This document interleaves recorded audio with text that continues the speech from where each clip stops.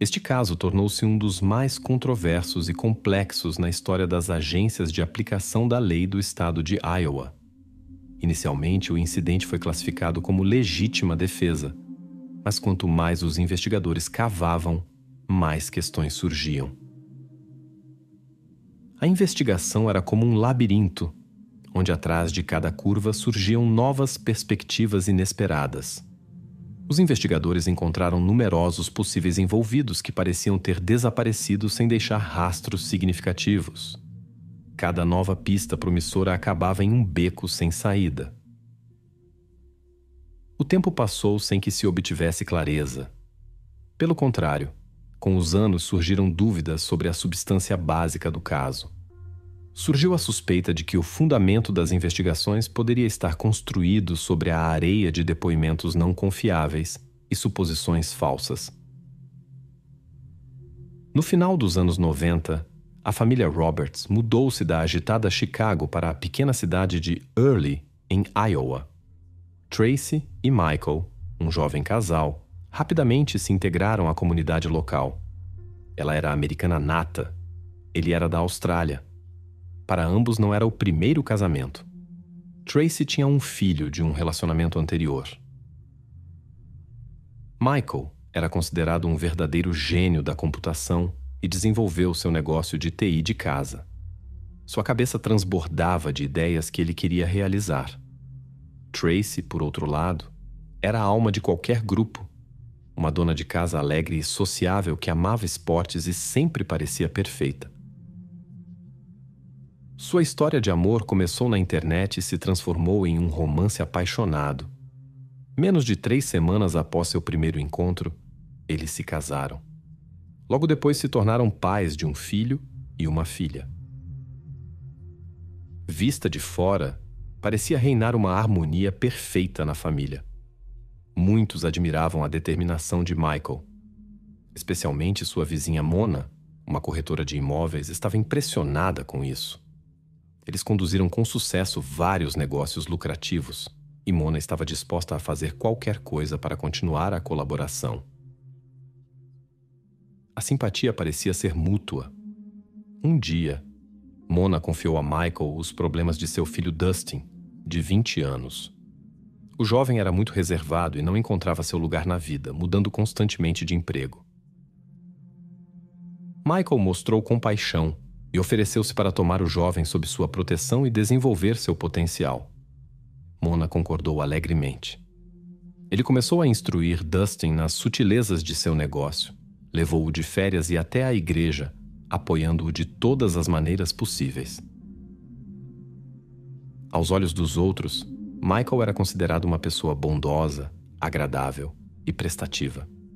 Sua esposa Tracy também era apreciada por todos como amorosa e sociável. Na tranquila cidade de Early vivia uma família comum: Tracy, seu marido e 3 filhos. Enquanto seu marido estava frequentemente ausente por trabalho, Tracy, de 35 anos, cuidava da casa e das crianças. Ninguém teria imaginado que sua vida tranquila poderia mudar repentinamente. A noite de 13 de dezembro de 2001 começou como de costume. Tracy estava preparando o jantar e aquecendo a comida na cozinha. No primeiro andar, ela estava enchendo assim a banheira para sua filha de 1 ano. Os 2 meninos mais velhos, de 13 e 11 anos, assistiam TV no quarto de Bert, o filho mais velho. De repente, um grito penetrante de Tracy ecoou pela casa. O preocupado Bert correu para a origem do som e viu sua mãe tentando entrar em seu quarto. Mas alguém a puxou abruptamente de volta para o corredor. Tracy mal conseguiu entregar o bebê ao filho antes que a porta se fechasse. Atrás da porta, ouviam-se uma luta e gritos abafados por ajuda. Então houve um breve silêncio, quebrado por sons altos. Bert, assustado com os eventos, não sabia o que fazer. Às 19 horas, o menino de 11 anos ligou para o número de emergência 911. Ele relatou que invasores haviam entrado em sua casa e estavam atacando sua mãe. O despachante reconheceu a gravidade da situação e imediatamente enviou polícia e serviços de emergência ao local. Após alguns minutos, depois de mais de 30 quilômetros de viagem, os serviços de emergência chegaram à casa.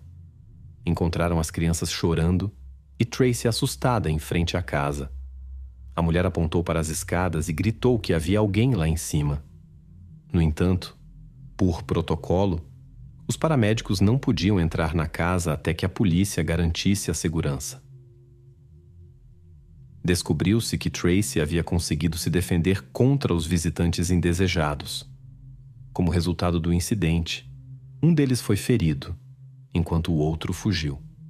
Enquanto a polícia investigava a casa, os paramédicos começaram a tratar Tracy e tentaram acalmá-la e as crianças após o incidente.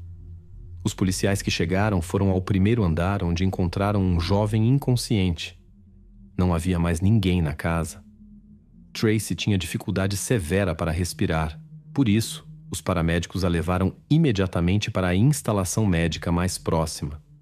A situação parecia um incidente inesperado, mas mais dificuldades estavam por vir. A família estava completamente confusa.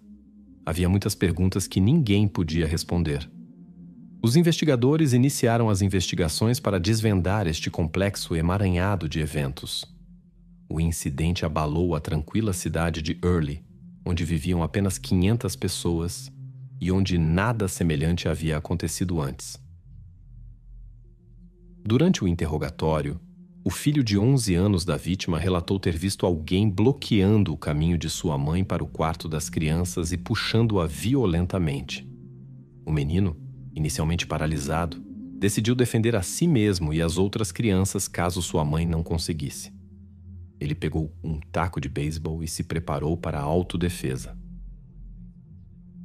Quando o barulho diminuiu, ele só ouvia a respiração pesada de sua mãe.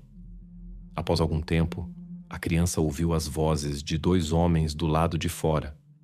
Eles começaram a bater na porta, e o menino assustado começou a gritar e usar todas as palavras grosseiras que conhecia para afastar os visitantes indesejados. Atrás da porta, ouviam-se passos pesados e gritos masculinos. Então soaram mais de 10 sons agudos, após os quais a mãe abriu a porta. Quando soube do incidente, a amiga da família Mona correu para o local procurando seu filho Dustin, de 20 anos, que era amigo da família. Seu carro estava na entrada, mas quando a mulher chegou, toda a área, incluindo o carro de seu filho, estava isolada. Não permitiram que ela entrasse na casa dos Roberts. A mulher perguntou aos oficiais presentes sobre o paradeiro de seu filho e recebeu tristes notícias. O jovem homem, cujo mentor era o chefe da família, estava deitado imóvel ao lado do quarto no primeiro andar. Isso aconteceu durante o confronto devido às ações ilegais do jovem. A polícia não deu informações adicionais a Mona. Não permitiram que ela se despedisse de seu filho e não entraram em detalhes sobre o incidente. A mulher permaneceu em completa ignorância sobre as circunstâncias do incidente. A 20 quilômetros de sua casa, Tracy acordou em uma instalação médica e finalmente pôde respirar normalmente. A vítima compartilhou com os representantes da lei os detalhes daquela noite. A mãe de 3 filhos contou que estava preparando um banho no andar de cima quando ouviu um barulho no térreo.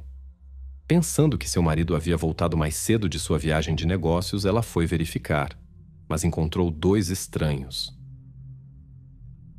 Quando viu que eles estavam subindo as escadas, Tracy ainda conseguiu correr até o quarto de seu filho mais velho e entregar-lhe sua filha mais nova. Ela tentou se esconder lá, mas não conseguiu.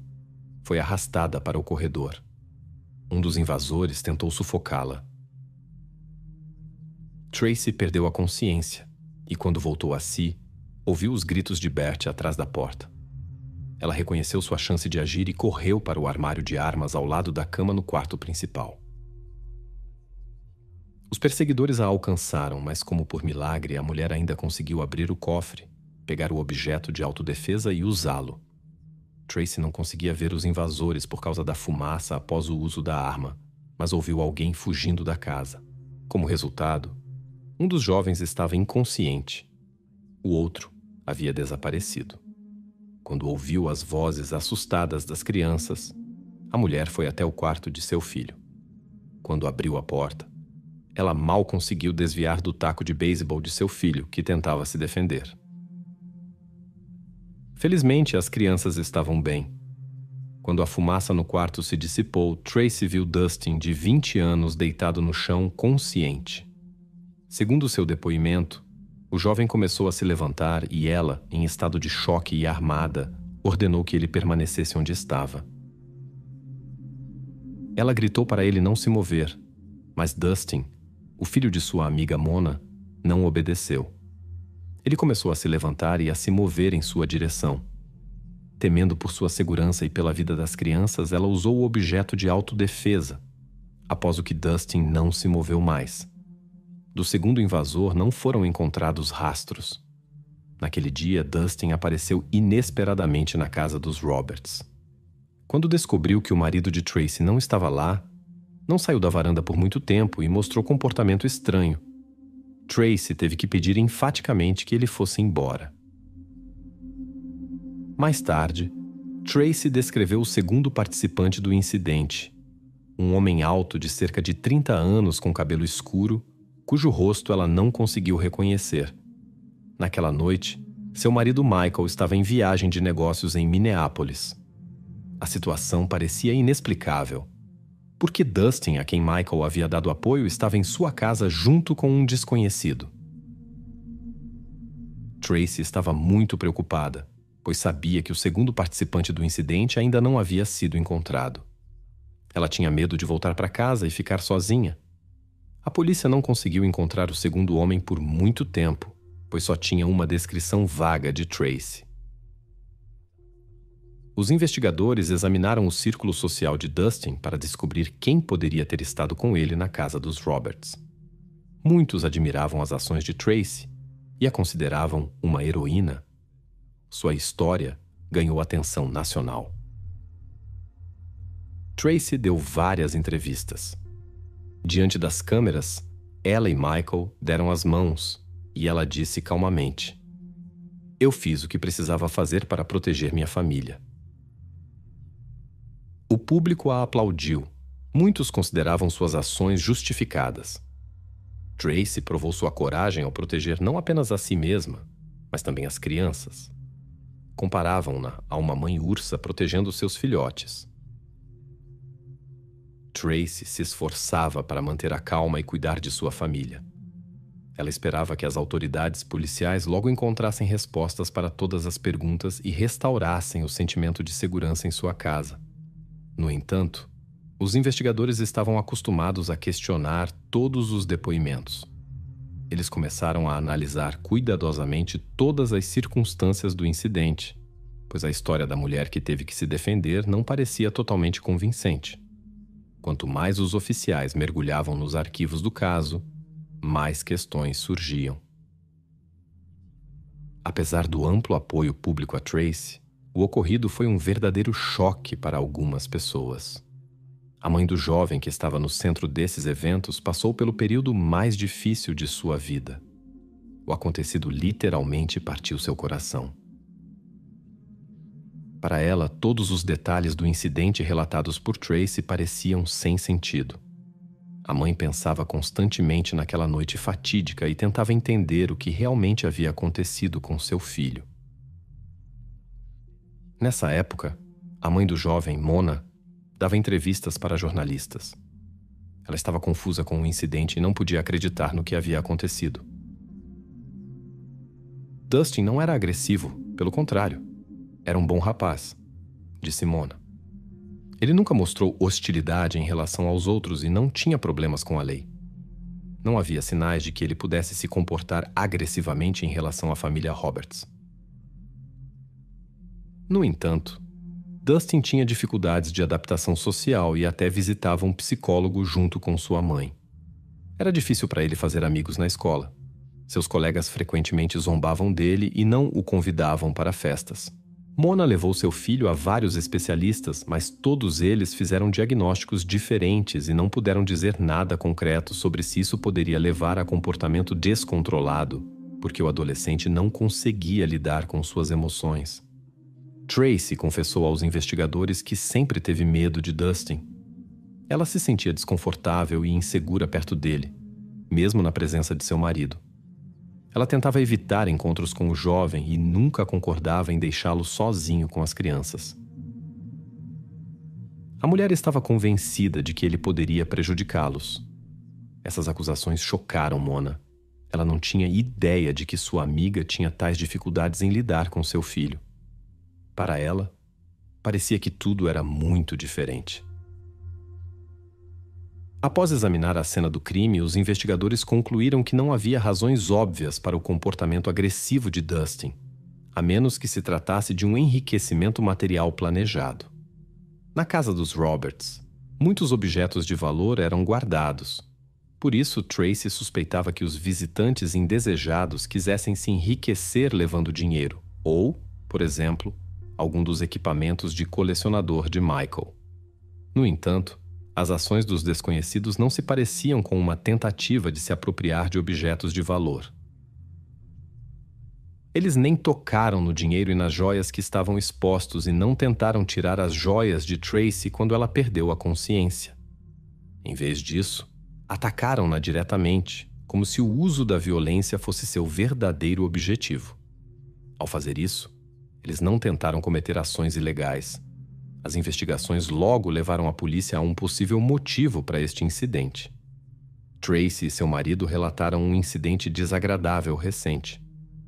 Pouco antes da invasão de sua casa, a mulher havia experimentado o comportamento inadequado de seu dentista durante um tratamento sob anestesia. Ela acordou no momento mais desfavorável. O médico tentou convencer Tracy a manter tudo em segredo. Ele prometeu consultar especialistas e pagar-lhe $150.000 de indenização. Tracy contou o ocorrido a seu marido, que insistiu em fazer uma denúncia às autoridades policiais. Em 2 dias, ela deveria testemunhar em tribunal com acusações graves contra o dentista. Suspeitava-se que ele poderia ser o segundo desconhecido que invadiu a casa para impedir Tracy de testemunhar. No entanto, as investigações revelaram que o dentista não tinha conexão com Dustin e tinha um álibi sólido. Ele estava no trabalho. Então, Tracy se lembrou de outra pessoa que poderia querer prejudicá-la. Era seu primeiro marido, John Pittman. Eles se conheceram na Universidade Northwestern, em Chicago, onde ambos estudavam medicina. John era um estudante sênior fazendo estágio em uma clínica de Chicago, enquanto Tracy, de 19 anos, estava começando seus estudos para se tornar assistente de radiologia. Ele tinha um caráter dominante, mas Tracy, que cresceu com um pai exigente, considerava tal comportamento normal. Eles se casaram e se mudaram para Denver, onde seu filho nasceu. Inicialmente, Tracy aceitou a necessidade de controle de seu marido como um fato. Mas com o tempo, o relacionamento se deteriorou. Em 1992, ela decidiu terminar esse relacionamento insalubre. Após a separação, surgiu a questão da custódia do Bert, de 3 anos.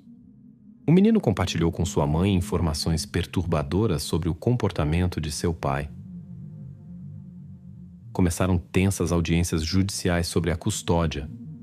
Embora não houvesse provas diretas de comportamento inadequado do pai, Tracy insistiu em sua versão. Durante esse período, o filho morava com a mãe. A disputa pela custódia se arrastou e ainda estava em andamento no momento do incidente. Por isso, John Pittman apareceu como um provável candidato para o papel de cúmplice ou mandante do incidente. Até mesmo o pequeno Bert suspeitava do envolvimento de seu pai no ocorrido. As autoridades policiais contataram seus colegas na Virgínia, onde John morava, para verificar seu paradeiro no dia do incidente. Descobriu-se que ele tinha um álibi seguro. Estava trabalhando em uma clínica naquele momento. John negou qualquer envolvimento no incidente e nenhuma evidência foi encontrada contra ele. Nessa época, John era um respeitado cirurgião plástico com uma reputação impecável. Seus conhecidos não acreditavam que ele pudesse prejudicar seu filho ou sua ex-esposa, por quem há muito havia perdido o interesse. Ainda assim, os investigadores continuaram a considerá-lo um possível envolvido no caso. O tempo passou, mas as investigações estagnaram. Tracy se sentia cada vez mais desconfortável, temendo que o segundo participante do incidente pudesse retornar. Nesse momento, a atenção dos investigadores se voltou para o segundo marido de Tracy, Michael. Sob um exame mais detalhado, tornou-se evidente que seu casamento há muito não irradiava o calor de antes. Alguns suspeitavam que Michael poderia ter tentado terminar o relacionamento de uma maneira incomum. Esta versão tinha sua base. O filho mais velho de Tracy, Bert, compartilhou informações perturbadoras sobre seu padrasto. Segundo suas palavras, o homem era muito severo e frequentemente punia o menino duramente por pequenas infrações. Surpreendentemente, Tracy parecia não notar esse comportamento de seu marido e não intercedia pelas crianças. Possivelmente, ela estava acostumada a tal tratamento desde sua infância e não via nada de incomum nisso. A suspeita dos investigadores foi reforçada pelo comportamento de Michael no hospital quando visitou seus familiares. Isso os deixou desconfiados. Tinha-se a impressão de que o homem estava genuinamente surpreso em vê-la com boa saúde. Possivelmente, isso não correspondia às suas expectativas. No entanto, Michael tinha um álibi irrefutável. Ele estava em viagem de negócios em outra cidade, o que foi confirmado por imagens de câmeras de vigilância. O homem foi submetido a um teste de detector de mentiras, mas os resultados foram ambíguos, e ele obviamente estava escondendo algo. Os investigadores suspeitavam que a probabilidade de seu envolvimento na organização do incidente era bastante alta. Após um ano de trabalho meticuloso, os investigadores não conseguiram encontrar provas irrefutáveis. No entanto, o comportamento do marido da vítima levantou questões. Ele escondeu de sua esposa os resultados do teste do detector de mentiras e não mostrou empatia. Isso despertou novas suspeitas em Tracy, especialmente quando ela soube do teste mal sucedido de seu marido. A mulher ficou extremamente desconfiada e suspeitou que seu marido e Dustin haviam conspirado contra ela para obter a custódia exclusiva das crianças.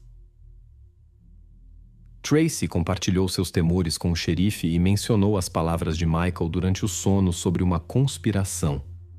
Ela estava convencida de que os dois estavam trabalhando juntos. Os investigadores começaram a examinar Michael mais de perto e descobriram que sua empresa de TI estava à beira do colapso e ele estava endividado.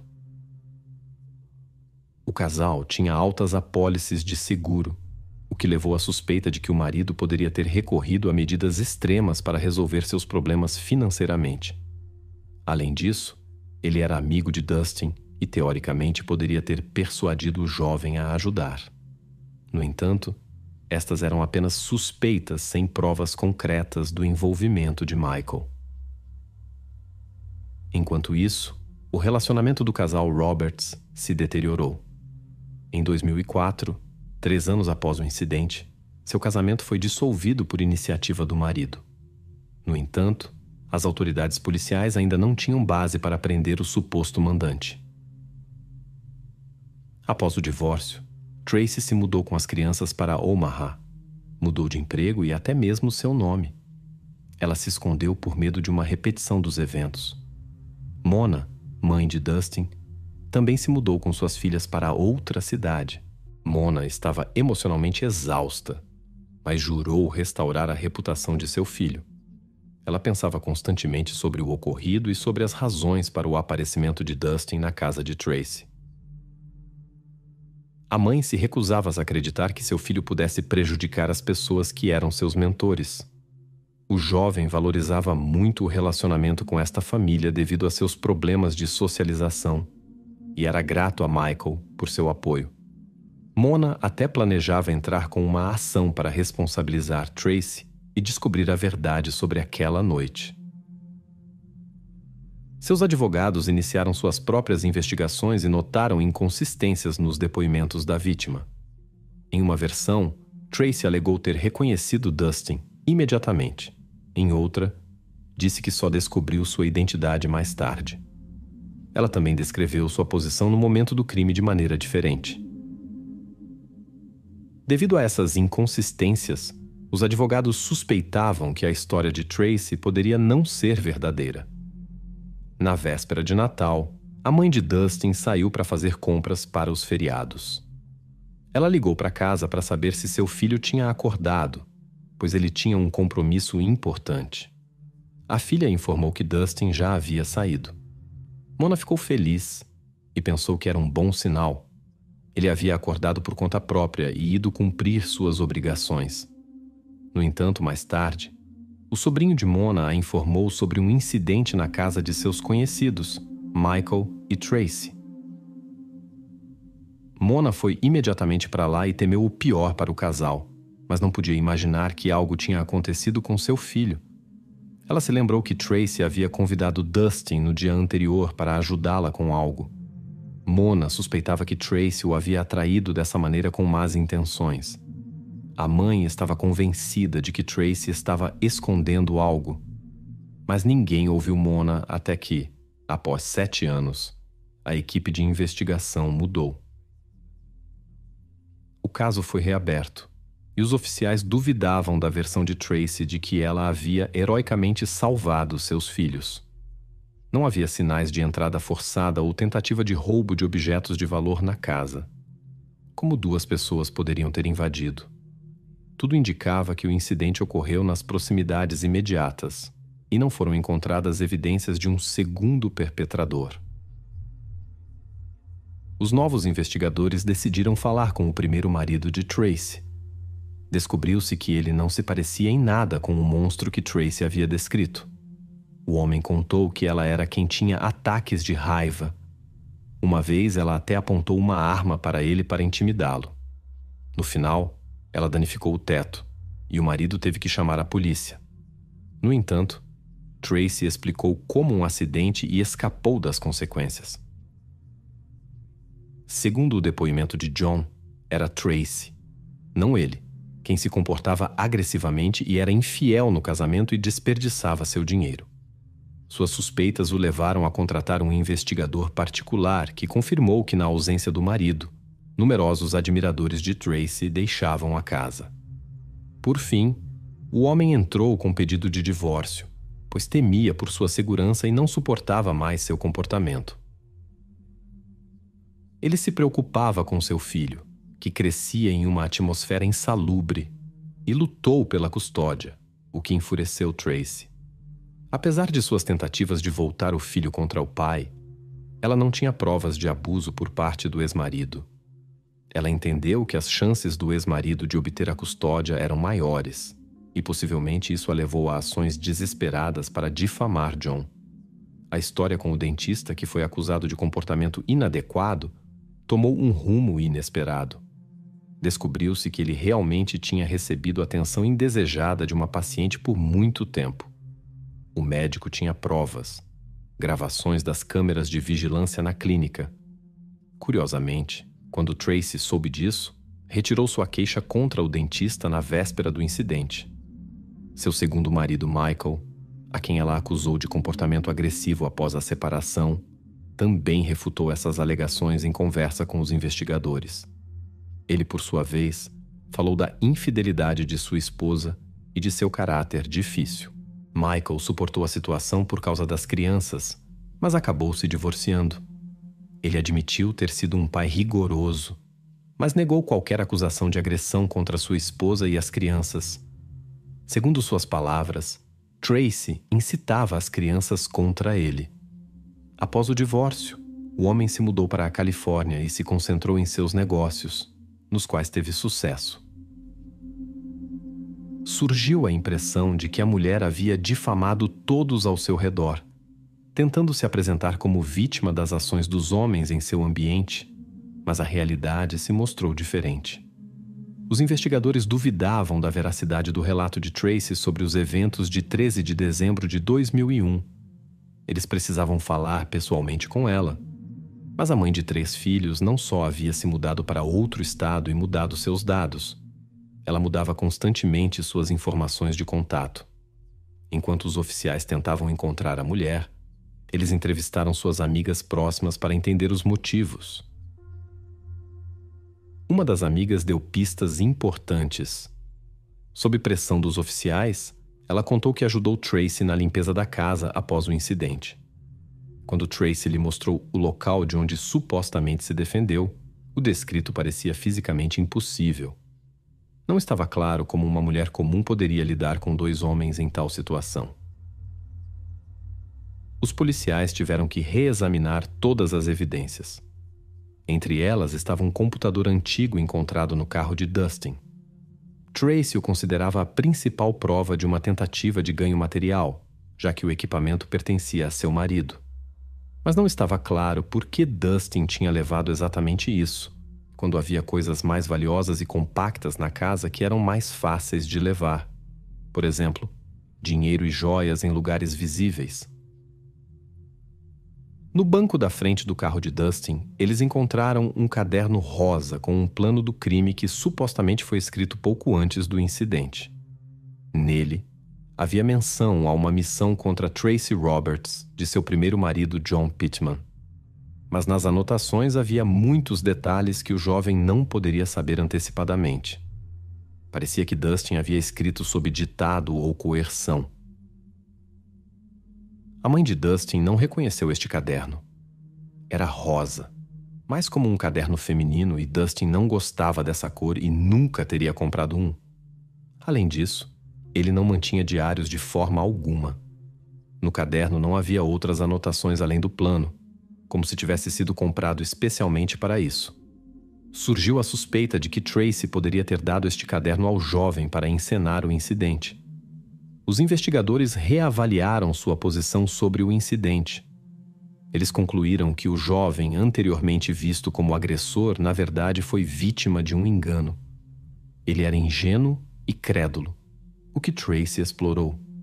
Nessa época, a mulher já tinha problemas em seu novo local de residência em Nebraska.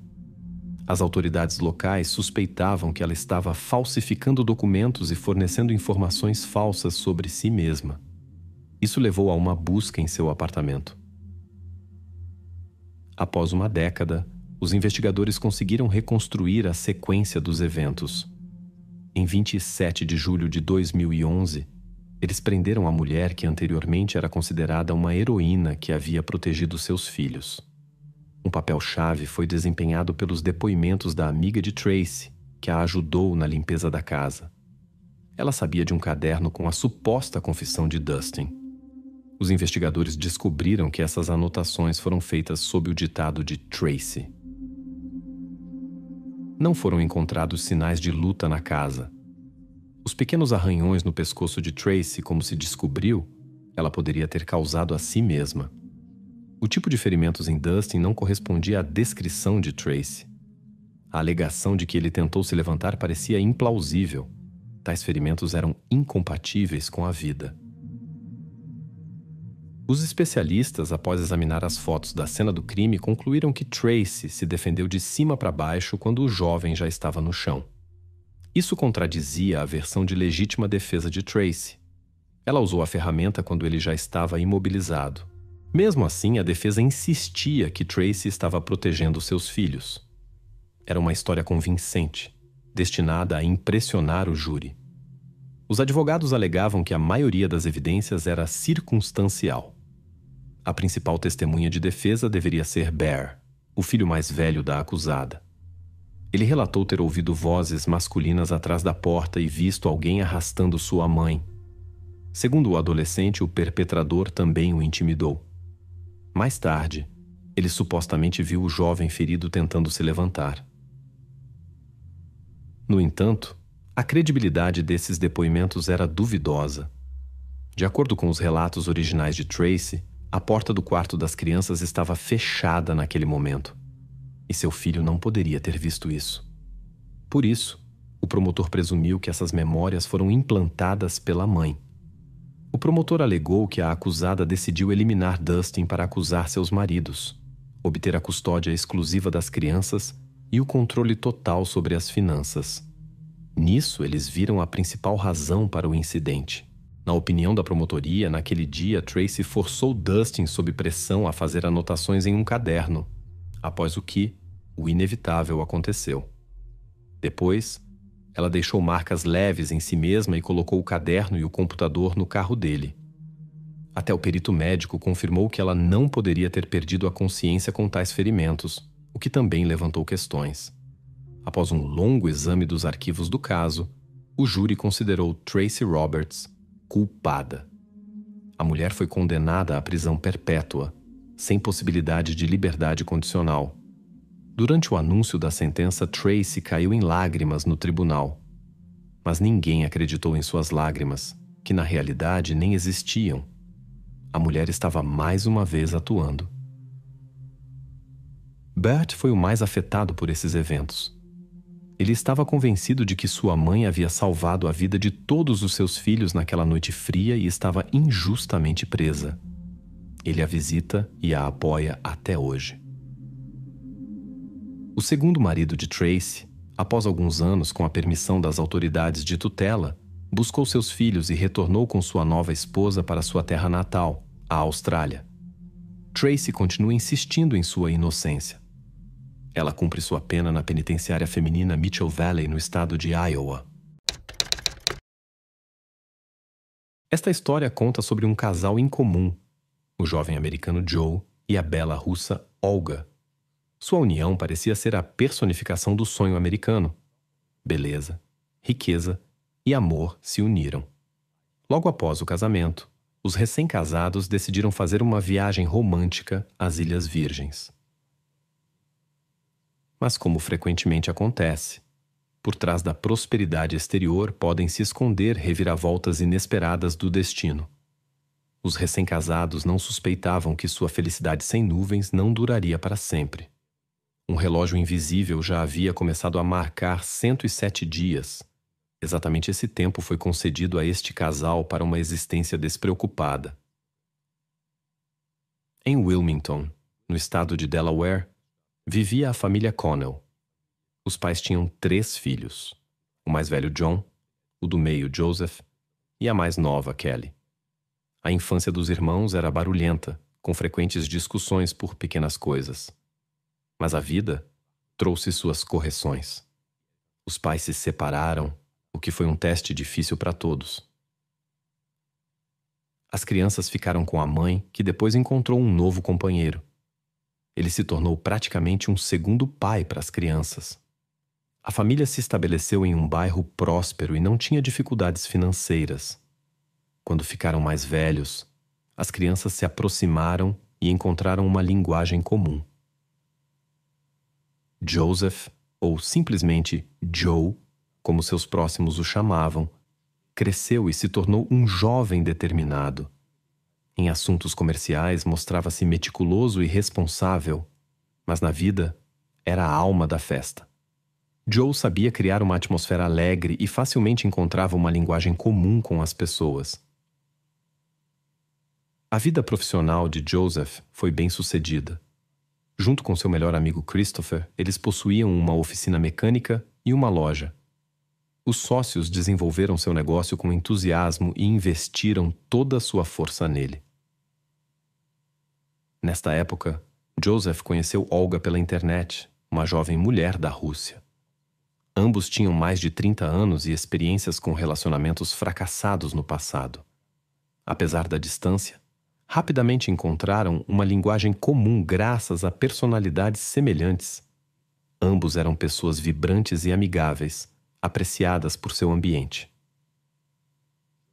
Joe, que antes não pensava em relacionamentos sérios, encontrou inesperadamente uma mulher que mudou sua visão de mundo. Sua comunicação tornou-se diária, passavam muito tempo online juntos. A conexão entre eles se tornou tão forte que Olga decidiu se mudar da Sibéria para os Uksy e Niua. Em seu encontro pessoal, Joseph ficou encantado não apenas com a beleza exterior de Olga, mas também com seu caráter gentil. Os sentimentos provaram ser mútuos. Olga também simpatizou com Joseph. Eles começaram a se encontrar, e seu relacionamento se desenvolveu rapidamente. A história de Joseph e sua escolhida da Rússia começou como um conto de fadas. A família Connell imediatamente simpatizou com a encantadora jovem mulher. Por trás da aparente fragilidade de Olga, escondia-se um caráter determinado e uma energia extraordinária. Os parentes de Joseph esperavam que justamente ela pudesse direcionar a vida de seu filho para caminhos mais tranquilos. O casal apaixonado decidiu legalizar seu relacionamento, e aqui começaram as primeiras dificuldades. Segundo a tradição familiar, a nora deveria receber o anel da sogra. No entanto, a joia já estava com a irmã de Joseph, Kelly, que a tinha recebido em seu próprio casamento uma década antes. O anel cravejado de diamantes foi avaliado em $20.000. Joseph elaborou com um plano engenhoso. Secretamente trocou as pedras preciosas no anel de sua irmã por zircônia e colocou os diamantes verdadeiros em uma nova montagem para Olga. Estava previsto que após o casamento tudo voltaria ao seu lugar, mas Kelly notou a troca e expressou seu descontentamento ao seu irmão. Joseph ficou desapontado e achou que sua irmã estava violando as tradições familiares. O casamento aconteceu nas Ilhas Virgens. Kelly não esteve presente, citando o trabalho, mas enviou algumas mensagens desagradáveis para Olga sobre o anel. A noiva, que não sabia das maquinações do noivo, ficou triste com essa atitude. A partir desse momento, a relação entre irmão e irmã ficou tensa. Pouco depois do casamento, pessoas desconhecidas invadiram a casa do casal recém-casado. Muitos objetos de valor e heranças familiares desapareceram, mas o anel de diamante permaneceu com Olga. Joseph chamou a polícia, mas as investigações chegaram a um beco sem saída. Nenhuma pista foi encontrada. Se não foi uma encenação, então obviamente foi obra de um criminoso experiente. Mas este incidente foi apenas o início de sérios testes para o casal. O destino tinha preparado para eles novos obstáculos ainda mais difíceis que poderiam mudar suas vidas para sempre. A história de Joseph e Olga Connell começou como um conto de fadas. Eles passaram sua lua de mel nas pitorescas Ilhas Virgens, no Caribe. O casal recém-casado desfrutava um do outro, da água azul celeste e do sol suave. Os dias eram preenchidos com pesca, passeios de iate nas ondas turquesa e degustação de iguarias locais. Sua situação financeira permitia que não se impusessem restrições durante a viagem de lua de mel. Após seu retorno para casa, eles adquiriram uma Mercedes luxuosa no valor de mais de $100.000. O novo conversível tornou-se o símbolo de seu sucesso. Joseph, como coproprietário de uma próspera empresa automobilística, podia se dar a esse luxo. O negócio rendia cerca de $1 milhão por ano. Olga, uma ex-corretora da bolsa, possuía conhecimentos profundos em economia, finanças e atendimento ao cliente. Ela rapidamente se integrou ao negócio do marido e assumiu o papel de administradora. A atraente loira russa com sotaque encantava os clientes com sua simpatia e profissionalismo, contribuindo assim para o desenvolvimento do empreendimento conjunto. Parecia que nada poderia turvar sua felicidade, mas o destino tinha outros planos.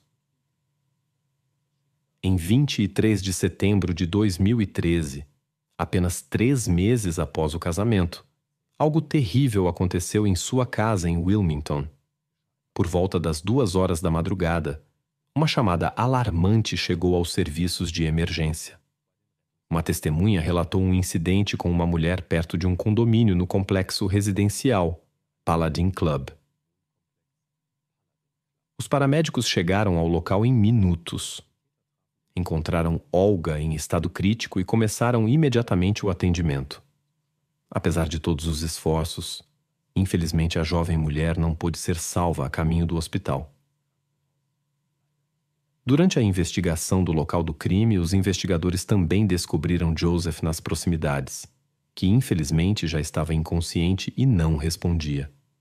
As circunstâncias indicavam que não se tratava de um acidente. Os investigadores suspeitavam que o casal estava voltando para casa quando foram atacados.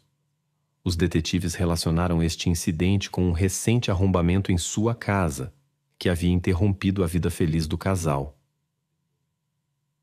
O interrogatório de testemunhas e vizinhos não trouxe resultados significativos. Embora muitos tivessem ouvido sons altos, ninguém tinha visto o incidente em si.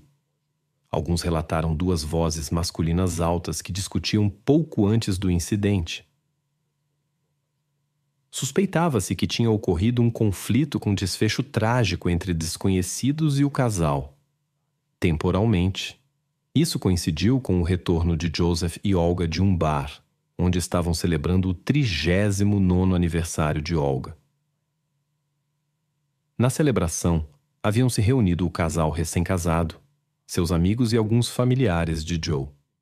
Eles se divertiram e dançaram até tarde da noite, antes de partirem para casa, sem suspeitar da desgraça que os aguardava. Eles dirigiram seu conversível até seu apartamento, estacionaram na rua e foram até a entrada. O casal parecia despreocupado e feliz, alheio aos problemas iminentes. O homem foi encontrado imóvel nos arbustos ao lado do caminho enquanto sua esposa ainda lutava e esperava por ajuda. Os investigadores que chegaram, prestando os primeiros socorros, entenderam que ela era a única testemunha do incidente. Eles tentaram obter da vítima pelo menos algumas informações sobre os perpetradores, fazendo perguntas, mas a mulher não respondeu. Nas proximidades, os policiais descobriram numerosos objetos metálicos, o que os levou a suspeitar do possível envolvimento de vários criminosos. As evidências encontradas indicavam o uso de diferentes tipos de armas. É lógico supor que uma única pessoa dificilmente usaria vários tipos de armas. Os investigadores descartaram quase imediatamente a tese de motivação material. Nada foi roubado das vítimas. Com eles foi encontrada uma carteira com uma grande quantidade de dinheiro. Ao lado da mulher havia uma bolsa com telefone e objetos de valor, e em seu dedo havia um caro anel de casamento no valor de várias dezenas de milhares de dólares. Ao analisar a situação, os investigadores concluíram que foi uma ação planejada contra o casal. Os recém-casados provavelmente foram esperados perto de seu apartamento, e os perpetradores agiram com a intenção óbvia de causar sérios danos. À primeira vista, eles pareciam um casal adorável e feliz que não tinha inimigos. Mas então qual poderia ter sido a razão para um incidente tão terrível? Quando as investigações começaram, os investigadores primeiro se voltaram para os parentes das vítimas. Eles falaram com a mãe de Joe e seu padrasto. Eles asseguraram que o casal não tinha inimigos capazes de tal ato. Pelo menos não tinham ouvido falar de nenhum. O casal nunca havia reclamado de problemas com ninguém. Como mencionado anteriormente, no entanto, todos os parentes conheciam a divergência entre Joseph e sua irmã por causa do anel. E essa informação naturalmente surgiu durante os interrogatórios. Alguns suspeitavam que Kelly poderia estar envolvida no incidente por causa da joia. A irmã poderia ter ficado tão magoada que tomou uma atitude tão séria por vingança. No entanto, o anel permaneceu na cena do crime, o que não se encaixava nessa teoria. Parecia estranho, porém, que Kelly, a irmã de Joe, foi uma das primeiras a chegar à cena do crime, embora morasse em outro bairro. Ela parecia confusa com o ocorrido. A irmã cooperou ativamente com os investigadores e tentou ajudar. Ela falou abertamente sobre os problemas recentes com seu irmão, sem esconder nada. Kelly até mostrou o histórico de chat com mensagens duras entre eles e Olga. As mensagens revelaram que a esposa de Joe suspeitava que sua irmã estava por trás do desaparecimento dos objetos de valor, mas ela negou seu envolvimento e insistiu em sua inocência em relação ao incidente. Parecia que Kelly não se importava muito com um álibi, mas neste momento já era sabido que o perpetrador era um homem e tinha um cúmplice. Os investigadores também descobriram que Kelly havia lutado contra uma doença grave por muito tempo e recentemente passou por um tratamento difícil, do qual ainda estava se recuperando. Parecia que a mulher não tinha força física para tal ato. Ainda assim, os policiais ainda consideravam a possibilidade de seu envolvimento no incidente, embora os fatos indicassem o contrário. Em nenhum dos interrogatórios conseguiram incriminá-la. No entanto, ela permaneceu por muito tempo no foco das investigações devido ao motivo óbvio: a ganância. Nesta fase, os investigadores também exploraram outra teoria: ciúme. Possivelmente alguém do passado de Olga ou Joseph era contra seu relacionamento e queria separar o casal ou se vingar por um coração partido.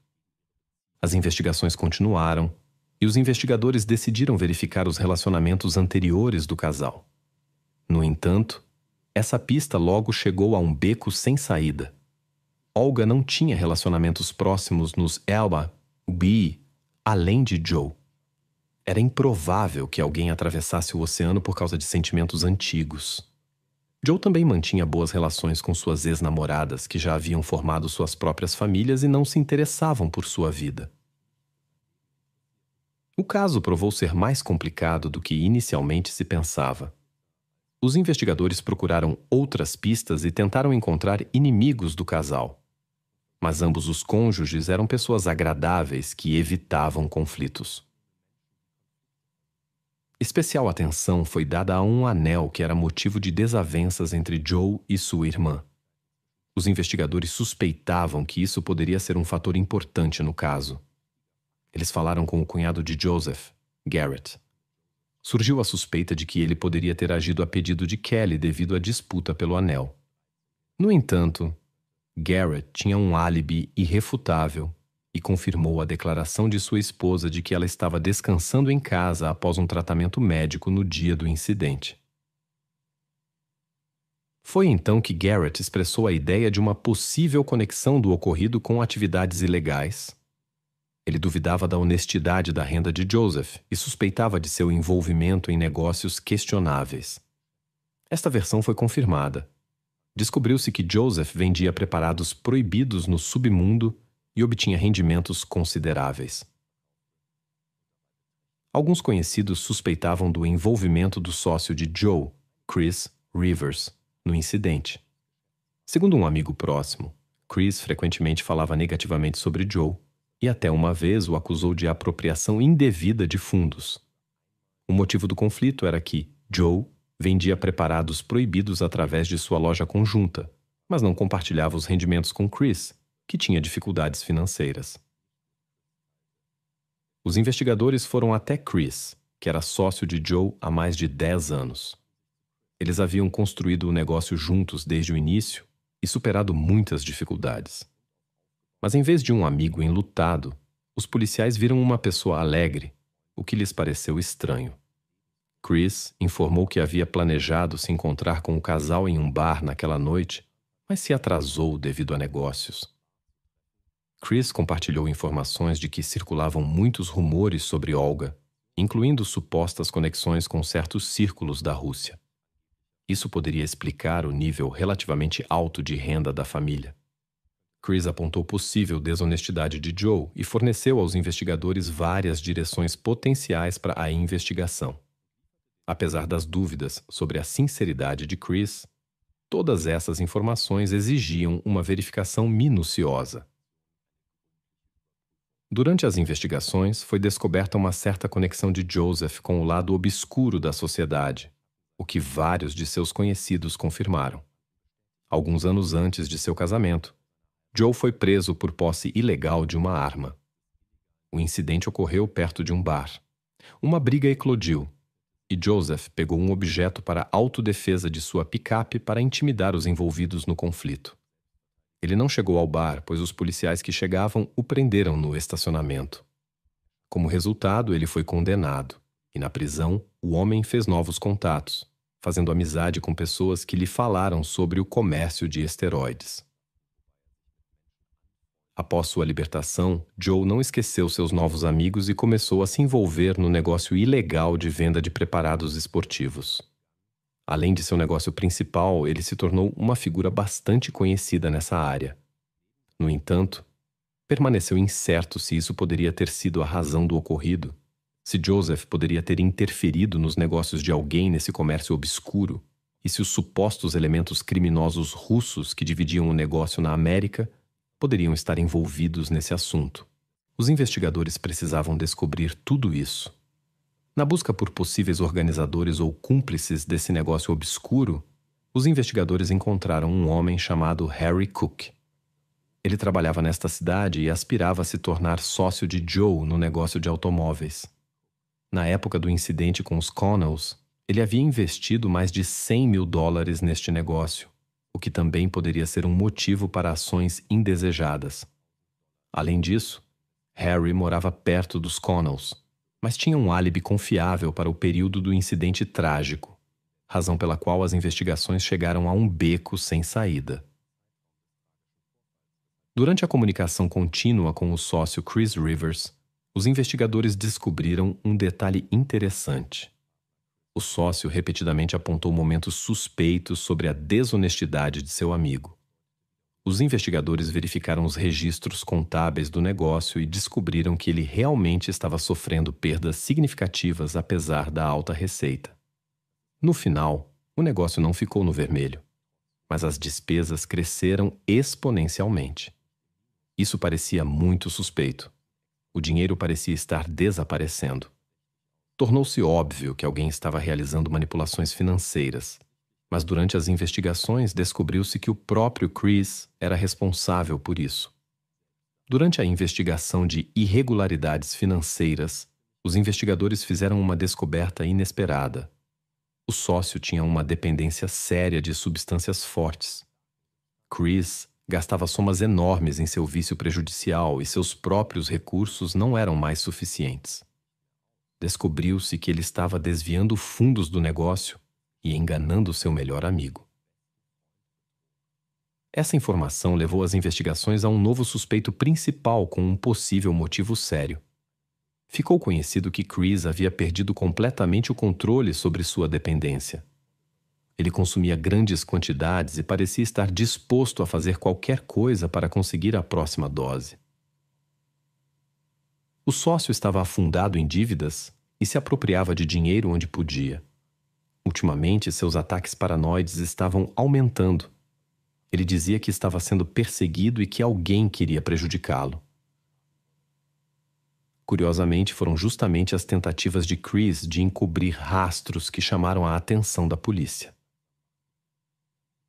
Pela primeira vez, ele foi preso por posse de esteroides quando tentou colocar a culpa em seu sócio, alegando um comércio secreto através de seu negócio. As substâncias foram encontradas em sua oficina mecânica conjunta. Chris alegou que seu amigo havia operado este negócio sozinho, sem compartilhar os rendimentos. No entanto, descobriu-se que o próprio Chris estava vendendo os esteroides para pagar suas dívidas substanciais. Ele foi acusado de ter estabelecido um depósito na oficina mecânica. O suspeito admitiu que havia começado este negócio por desespero e que Joe não sabia nada sobre isso. Depois disso, Chris foi preso mais 2 vezes. Nesta fase, os policiais ficaram desconfiados de seu álibi. Ele prontamente forneceu gravações das câmeras de vigilância de sua casa, que confirmavam sua presença lá. Uma verificação revelou que o horário nas gravações não havia sido manipulado, mas os investigadores ainda tinham dúvidas. Ao examinar o telefone de Chris, descobriram que ele havia feito muito mais ligações do que o normal na noite do incidente. A maioria das ligações coincidiu exatamente com o momento do suposto incidente. Embora o registro de chamadas tivesse sido apagado, os especialistas conseguiram recuperá-lo facilmente. Pouco antes do incidente, o sócio e seu acompanhante Chris River tiveram contato com um certo Josh Bay. Descobriu-se que Josh era um cliente que comprava esteroides proibidos de Chris. Além disso, ele havia desaparecido sem pagar pela última entrega das substâncias. No decorrer das investigações, descobriu-se que Josh Bay, embora não fosse o perpetrador imediato, possivelmente estava envolvido no incidente. Na noite do incidente, ele ligou várias vezes para seus conhecidos Dominic e Aaron. Suspeita-se que estes dois poderiam estar envolvidos no caso. Começou a se formar um quadro em que o sócio da vítima, que tinha altas dívidas e antipatia pessoal, poderia estar envolvido no incidente. Possivelmente, ele havia recrutado seu fornecedor de substâncias proibidas, Josh Bay, para organizar uma ação arriscada. Bay, por sua vez, poderia ter contratado 2 de seus conhecidos. A situação estava ficando cada vez mais confusa. Em caso de sucesso, o sócio poderia esperar um pagamento de $1 milhão do seguro de vida de Joe. Tais apólices haviam sido contratadas para ambos os sócios no início de sua colaboração. No caso do desaparecimento de seu sócio, Chris poderia ter recebido uma soma considerável que seria suficiente para resolver seus problemas financeiros. No entanto, após o casamento de Joe, ele não podia mais reivindicar o pagamento. Agora toda a soma do seguro iria para Olga, deixando Chris de mãos vazias. Consequentemente, Chris Rivers precisava eliminar ambos os cônjuges, seu amigo bem-sucedido e sua nova esposa, para ter acesso exclusivo ao dinheiro. Esta teoria foi indiretamente apoiada por uma correspondência estranha entre o suposto organizador e os cúmplices na noite do incidente. O sócio de Joe constantemente perguntava a Bay sobre sua localização e o horário de seu retorno para casa. Suas mensagens revelavam preocupação com o andamento das ações planejadas. As respostas também eram ambíguas. Os investigadores apreenderam 4 telefones celulares de todos os suspeitos ligados ao incidente. A análise dos movimentos dos dispositivos móveis com base nos dados das torres de celular mostrou que os suspeitos estavam perto do local do crime em 23 de setembro de 2013. As investigações tomaram um rumo inesperado. Dominic e Aaron, os perpetradores imediatos, foram descobertos perto da residência dos Connell. Bay, que coordenou a operação, estava em contato constante com Chris, o mandante, que estava em outro local. As gravações das câmeras de vigilância, às quais o principal suspeito recorreu para confirmar seu álibi, desempenharam um papel inesperado. Elas mostravam o comportamento estranho do sócio. Ele andava nervosamente pelo apartamento, sem largar o telefone.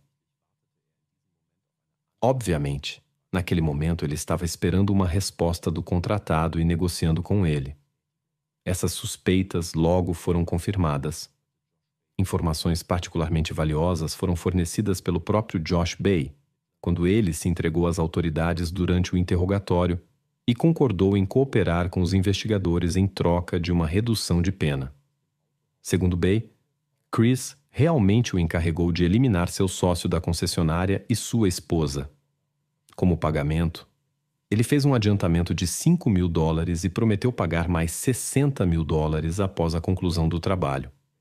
Como parte de um acordo com os investigadores, Bay concordou em testemunhar contra Chris no tribunal. Um ano após o incidente, Chris Rivers foi acusado de conspiração. Os outros envolvidos no caso também tiveram que responder perante o tribunal. As audiências começaram 19 meses após o início das investigações. O plano de Chris, embora cuidadosamente pensado, não deu certo. Ele esperava confundir as investigações plantando várias pistas falsas. Entre elas estavam um possível envolvimento da vítima em sistemas ilegais de venda de esteroides, conexões com seu passado, apropriações recentes de objetos de valor e um conflito com a irmã. Tudo isso poderia ter desviado os investigadores do caminho certo e levado a conclusões erradas. Felizmente, as autoridades policiais não caíram nesses truques e conseguiram seguir a pista dos verdadeiros perpetradores. Os investigadores descobriram que a suposta invasão não autorizada para roubar objetos de valor na casa das vítimas foi, na verdade, encenada. Bay realizou esta operação sob instruções de Chris. Ele invadiu a casa dos Connells para encontrar e levar o anel de diamante do casamento. O plano era que as autoridades policiais imediatamente suspeitassem da irmã Kelly pelos eventos trágicos subsequentes. No entanto, o plano falhou porque a joia não estava entre os pertences do casal. Os julgamentos dos envolvidos no incidente foram realizados separadamente. Aaron Thompson confessou sua culpa e recebeu 2 penas de prisão perpétua por seu envolvimento no incidente com os Connells, mais 45 anos quando foi provado que ele portava a arma do crime. Chris Rivers foi condenado como organizador a 2 penas de prisão perpétua e mais 50 anos. Dominic Benton foi absolvido da acusação principal, pois não usou violência contra o casal. No entanto, ele foi condenado a 5 anos por participação na conspiração e cumplicidade. Josh Bay recebeu apenas 5 anos por sua cooperação ativa com os investigadores. Nesta situação, a irmã de Joseph, Kelly, se encontrou em uma posição difícil. Por um tempo, os investigadores a pressionaram e tentaram acusá-la de envolvimento no incidente com seu irmão. A mulher inocente quase foi privada de sua liberdade. No entanto, ela não poderia ter estado envolvida. Sem dúvida, o comportamento de sua mãe e seu irmão com o anel a entristeceu, mas isso levou apenas a mágoas e discussões verbais. Na cerimônia de despedida, a irmã confessou que amava muito seu irmão e estava profundamente de luto junto com todos os parentes. Ela compartilha o luto comum pela grande perda. A justiça e o sistema judicial deveriam andar de mãos dadas. Mas às vezes uma abordagem muito branda com os infratores apenas cria um sentimento de impunidade e os encoraja a cometer atos ainda mais repreensíveis. Hoje falamos sobre uma pessoa cujas ações vergonhosas se multiplicaram devido a falhas no sistema judicial.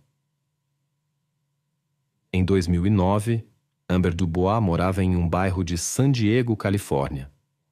Ela vivia em escondido com sua família. Os pais de Amber se divorciaram quando ela ainda era muito jovem, mas ela manteve contato com ambos.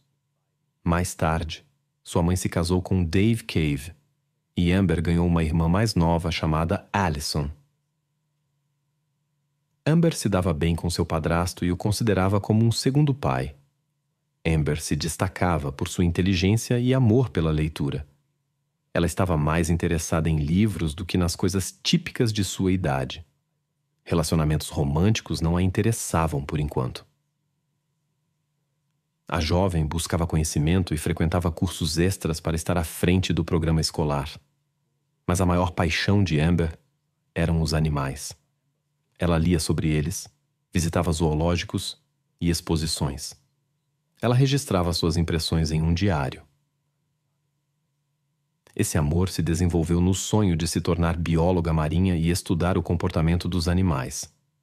Por isso, Amber ficou feliz com a oportunidade de participar do programa escolar Fazendeiros do Futuro. O núcleo do programa consistia em permitir que os alunos comprassem e cuidassem de um animal de fazenda. Amber queria comprar um cordeiro. Embora a família não fosse rica, a jovem implorou aos seus pais para ajudá-la neste projeto. Os pais não estavam particularmente entusiasmados com a ideia, mas cederam à insistência de sua filha. Eles disponibilizaram cerca de $200 para a compra do animal, restando apenas resolver a questão do alojamento. Amber esperava ansiosamente pelo dia em que poderia buscar seu cordeiro, que já havia nomeado de Lynette. Em 13 de fevereiro de 2009, uma sexta-feira, Amber Dubois partiu para sua escola com um cheque para o cordeiro em sua mochila. Normalmente, ela ia a pé e levava cerca de 15 minutos por trajeto. Naquele dia, Amber não voltou para casa no horário habitual. O primeiro a notar foi seu padrasto, que chegou do trabalho por volta das 16 horas. Normalmente, Amber já estava em casa, mas ele pensou que ela poderia ter se detido no círculo de animais ou já ter comprado o cordeiro. Mesmo assim, ele teve um pressentimento ruim. O homem procurou pela vizinhança, mas não encontrou Amber. Ele tentou ligar para ela, mas sem sucesso. O fazendeiro com quem estava planejada a compra do cordeiro disse que não tinha visto a jovem. O padrasto informou sua esposa, que também começou a ligar para a filha. Dave foi até o clube da escola, mas lá não tinham visto Amber. Na escola, informaram que ela não havia aparecido desde a manhã. Esta notícia preocupou muito o homem, e quando a mãe de Amber soube, instalou-se um verdadeiro pânico. Amber não teria faltado às aulas voluntariamente. A ausência nas aulas não correspondia de modo algum ao seu caráter, o que preocupava muito sua mãe. Além disso, Amber deveria receber um cordeiro muito esperado naquele dia. Os familiares não imaginavam quais circunstâncias desagradáveis haviam impedido a jovem de chegar à escola. A mãe ligou imediatamente para a polícia e relatou o desaparecimento. Entre lágrimas, pediu que começassem a busca imediatamente. A mulher tirou folga do trabalho e correu para casa para procurar sua filha. Ela também informou o pai biológico de Amber, que também se juntou à busca. Os policiais que chegaram falaram com os pais. Estes relataram que Amber era calma e caseira, interessada em estudos e animais e tinha pouco contato com pessoas de sua idade fora da escola.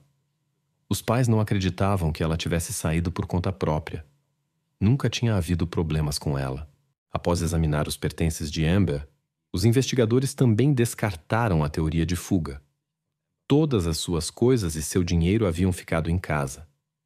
Eles decidiram verificar o caminho escolar de Amber em busca de pistas, supondo que ela poderia ter se encontrado com alguém. Mas a busca não teve resultados. Os colegas de classe confirmaram que Amber se concentrava nos estudos e tinha pouco contato com os outros. A verificação das atividades de internet de Amber também não revelou nada suspeito, apenas buscas sobre animais. Na tentativa de encontrar qualquer informação, a polícia pediu ajuda ao público. Foram distribuídos anúncios com uma foto da pessoa desaparecida. Graças à participação ativa dos cidadãos, os policiais receberam as primeiras informações úteis. Várias testemunhas afirmaram ter visto uma jovem parecida com a desaparecida na manhã de 13 de fevereiro. Ela foi vista em um caminho, andando sozinha em direção à sua escola.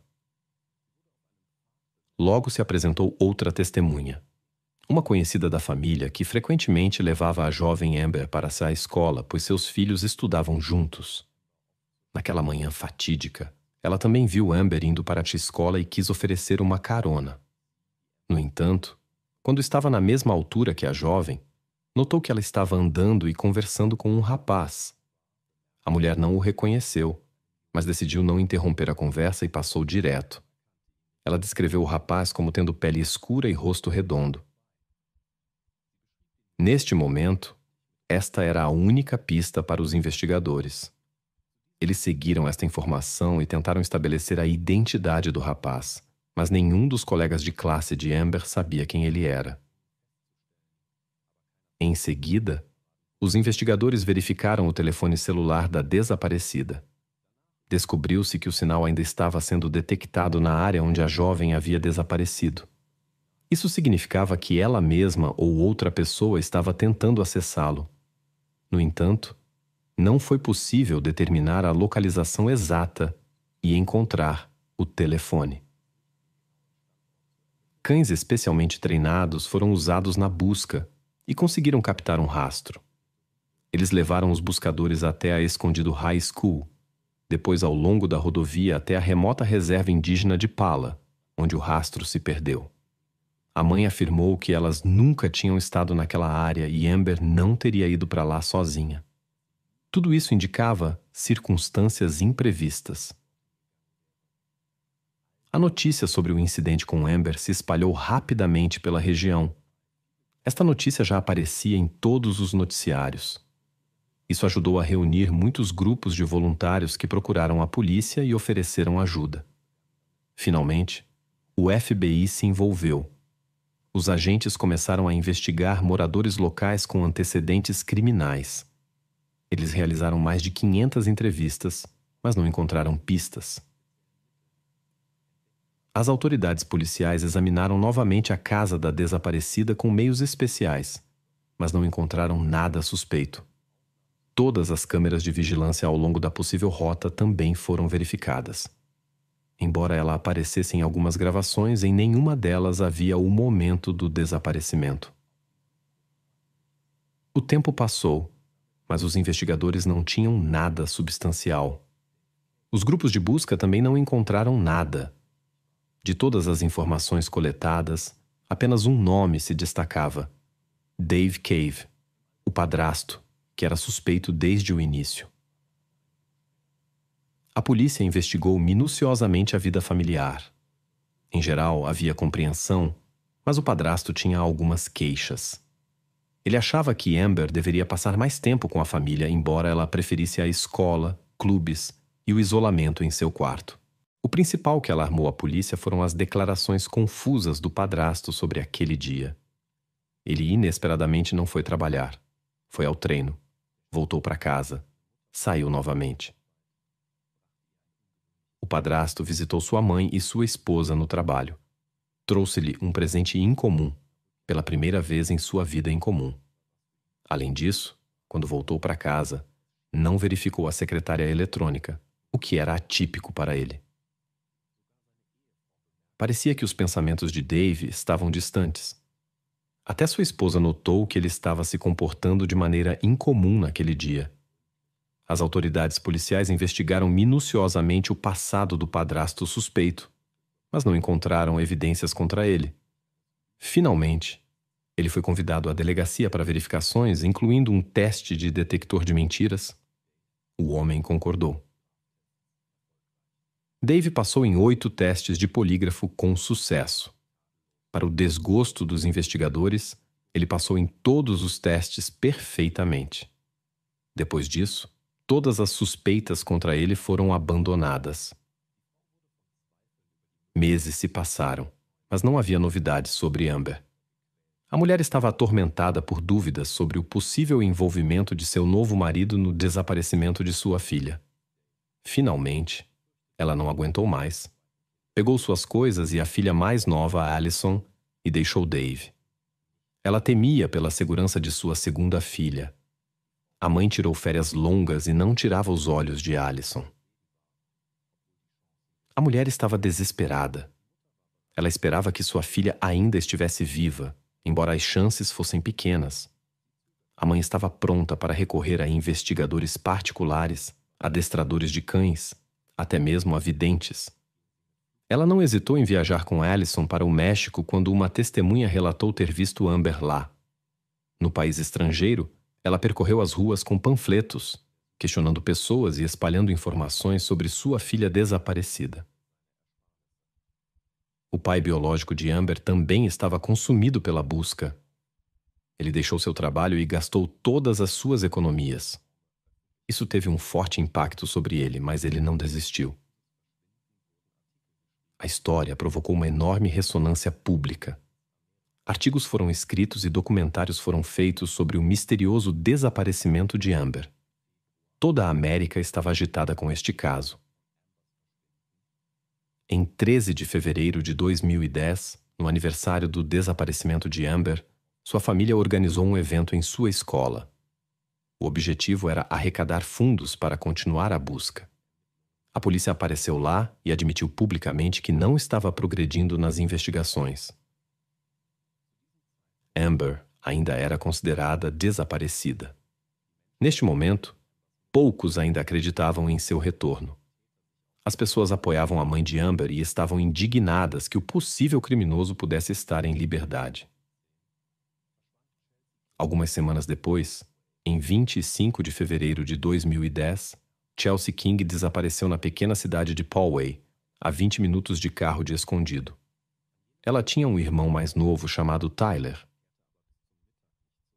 Naquela manhã, Chelsea foi correr, mas não retornou até o meio-dia. Era como se ela tivesse desaparecido no ar. Seus familiares não conseguiam contatá-la. Eles estavam menos preocupados com sua ausência do que com o fato de ela não responder a ligações e mensagens, algo que nunca havia acontecido antes. A família procurou a polícia e uma busca em larga escala começou. Descobriu-se que Chelsea tinha ido ao Parque Rancho Bernardo em San Diego, um local popular de recreação. Os pais foram até lá e encontraram seu carro no estacionamento. O telefone estava tocando dentro dele, mas Chelsea não estava em lugar algum. A área foi vasculhada. Muitos voluntários se juntaram à busca. Após algumas horas, alguns pertences pessoais da jovem foram encontrados na floresta. Eles estavam em uma trilha a cerca de 3 quilômetros de seu carro. Isso levantou preocupantes suspeitas sobre um possível ataque. Ainda não havia notícias sobre Amber, mas quando seus pais souberam do novo desaparecimento, foram imediatamente ao parque e ofereceram ajuda na busca. Os familiares de Amber sentiram uma conexão entre os incidentes e queriam ajudar a família de Chelsea. Eles decidiram se unir para encontrar quem estava perturbando as garotas locais. Cães farejadores especiais foram utilizados. A trilha terminou no Lago Rhodes, perto do parque, onde concentraram seus esforços.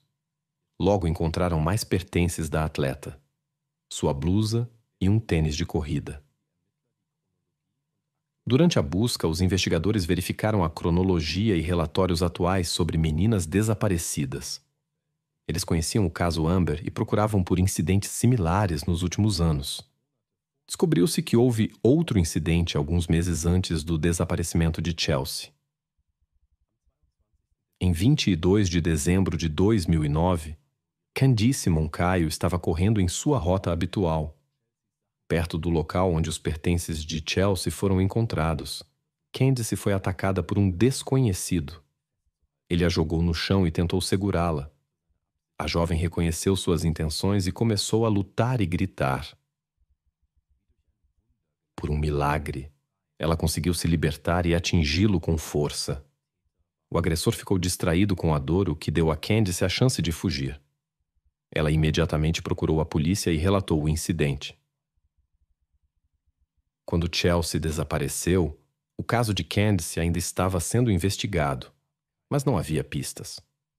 A polícia verificou novamente a descrição do agressor: um jovem de pele clara com cabelos escuros e constituição robusta.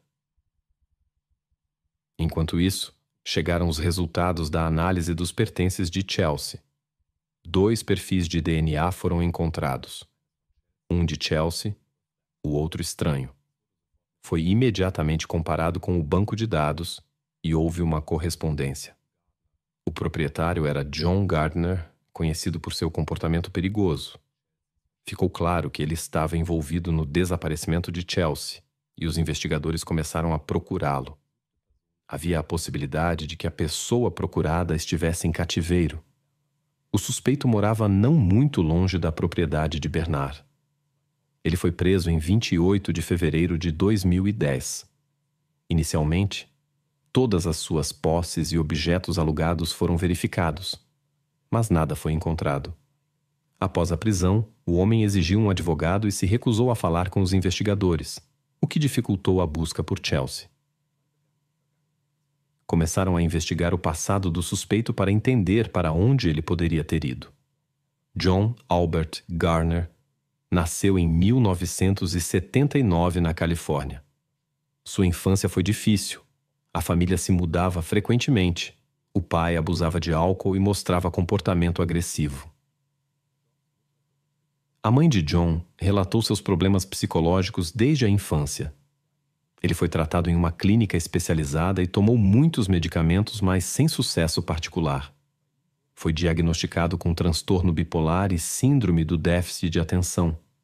Seu humor era muito instável. Em 2000, John foi preso por um incidente com uma jovem vizinha. Ele a convidou para assistir a um filme, mas a situação saiu do controle. A jovem conseguiu deixar a casa e chamar a polícia. Garner foi condenado a 6 anos de prisão. Psiquiatras alertaram sobre seu perigo potencial para a sociedade, mas após sua libertação deram-lhe uma chance de reabilitação. Curiosamente, um dos especialistas insistiu em uma sentença o mais longa possível para este homem perigoso: 10 anos. No entanto, ele não só foi liberado mais cedo, mas foi solto em liberdade condicional após apenas 4 anos. Depois disso, Ele violou várias vezes as condições da liberdade condicional, mas as autoridades não tomaram medidas. John parou de se reportar à polícia alguns meses antes do desaparecimento de Amber Dubois. Os investigadores tinham uma vítima que podia identificar o perpetrador. Candy estava visitando seus pais, então os investigadores tiveram que ir até ela. Eles levaram 6 fotos, uma de John e as outras de homens com aparência similar. A jovem apontou imediatamente para Gartner. Enquanto isso, o suspeito negava qualquer envolvimento no desaparecimento de Chelsea, mas não podia explicar a presença de seu DNA nas evidências. Era difícil se comunicar com ele. Ele ficava em silêncio, gritava ou ria histericamente. Inesperadamente, Gartner perguntou se eles também queriam acusá-lo no caso Amber Dubois. Até aquele momento, ela não havia sido mencionada. Isso levou à suspeita de que a lista de seus crimes poderia ser mais extensa. Uma verificação revelou que Gartner havia morado perto da casa da desaparecida Amber 1 ano antes.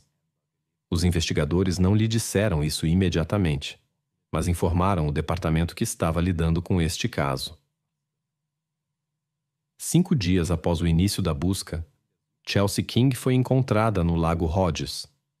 Foram descobertas evidências que apontavam para John Gartner. Depois disso, as autoridades tinham motivos substanciais para acusar Chelsea e Candice de crimes graves. Só restava provar o envolvimento no desaparecimento de Amber. Eles continuaram coletando informações e pressionando o suposto perpetrador. John entendeu que a verdade inevitavelmente viria à tona. Então decidiu, por conselho de seu defensor, fazer um acordo para aliviar seu destino e revelar o paradeiro de Amber. Uma de suas condições era que fosse ocultado dos jurados que ele havia revelado este local. A acusação concordou. Seguindo as instruções de Gartner, eles foram até Pala, perto de Escondido. Com amarga ironia, esta área estava a apenas alguns quilômetros do local para onde os cães farejadores haviam levado anteriormente. Perto de uma antiga torre de água, o suspeito apontou para um pedaço de terra que começaram a cavar. Os restos encontrados foram enviados para análise. A identidade de Amber foi confirmada através de registros dentários. Vestígios de Amber não foram encontrados em nenhum dos carros ou casas do suspeito.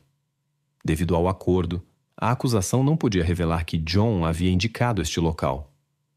Portanto, neste momento, ele não podia ser acusado no caso Amber. Os familiares de Amber ficaram abalados com esta descoberta. Eles ainda esperavam seu retorno para casa. A família de Chelsea também estava em profundo luto pelo incidente com a jovem. Os pais de Amber ficaram extremamente perturbados que o perpetrador não seria punido pelo incidente com sua filha. No entanto, os investigadores puderam responsabilizá-lo por outro crime, o que já era um sucesso. A promotoria tinha evidências substanciais contra o suspeito em relação ao caso de Chelsea. A acusação até esperava a pena máxima. Testemunhos, análises de DNA e outras evidências praticamente garantiam um sucesso no tribunal. No entanto, existia a possibilidade de que o caso de Amber não fosse oficialmente encerrado. Por isso, foi proposto outro acordo com a acusação. As famílias de ambas as mulheres concordaram com o acordo para declará-lo oficialmente culpado em ambos os casos. Em troca da confissão dos crimes contra Chelsea, Amber e do ataque a Candice, foi prometido poupar sua vida. John prometeu pensar sobre esta oferta. Mais tarde, a mãe de Amber pediu um encontro com Gardner. Foi permitido que ela o visitasse. Na conversa, ele contou como viu a jovem a caminho da escola e a forçou a entrar no carro sob ameaças. Então, ele a levou para um lugar remoto, onde fez coisas terríveis. Após seu relato, a mãe de Amber saiu em silêncio, sem encontrar palavras. Este encontro lhe deu uma compreensão do ocorrido e eliminou as suspeitas contra seu segundo marido. As famílias finalmente puderam se despedir de suas filhas. A mãe de Amber se reconciliou com seu marido e eles continuaram vivendo juntos, buscando ajuda de conselheiros familiares. O homem a perdoou por ofensas e suspeitas anteriores. Finalmente, Gardner concordou com a oferta dos promotores para evitar a pena mais severa. Em maio de 2010, ele foi condenado a 2 penas de prisão sem liberdade condicional pelos incidentes com 2 jovens mulheres, além de 25 anos pelo ataque a Candice. Segundo Gardner, algum tempo após o incidente com Amber, ele tentou causar danos irreparáveis a si mesmo. No entanto, esta tentativa falhou. Ele alegou ter sentido forte remorso por seus atos. Depois disso, desenvolveu problemas psicológicos e buscou ajuda profissional. Gardner relatou aos médicos dificuldades em controlar suas emoções, mas não contou nada sobre o incidente. Foi prescrito tratamento para ele. Após alguns anos, a mãe de Amber encontrou forças para perdoar a pessoa que havia causado dor à sua família. Isso a ajudou a encontrar paz interior e encerrar este capítulo doloroso de sua vida. Estes eventos provocaram uma ampla ressonância pública. Como resultado, foram feitas mudanças na legislação em relação a pessoas que cometeram crimes de natureza íntima. Pela primeira vez, as multas foram aumentadas. Os tempos de prisão foram prolongados e os requisitos para a supervisão após a libertação foram fortalecidos. Além disso, as possibilidades de libertação antecipada em tais casos foram revisadas.